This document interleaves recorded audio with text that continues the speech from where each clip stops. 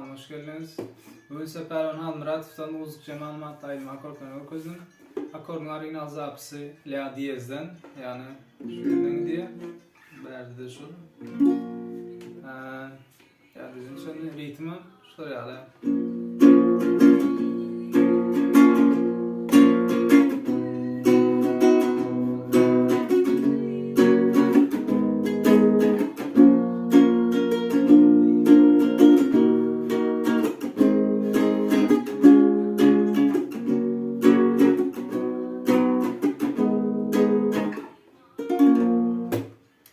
Eğer de video görünüz yaran olsa kanala AGZA olmalı ve like koymayı aklını çıkarma. Başka sorularınız ya da bundan sonraki videolarda haysaydım akordların gelmeni isteseniz lütfen aşağıda belirler geçin. Şimdiki videolarda görüşeceğiz. Hoşça kalın.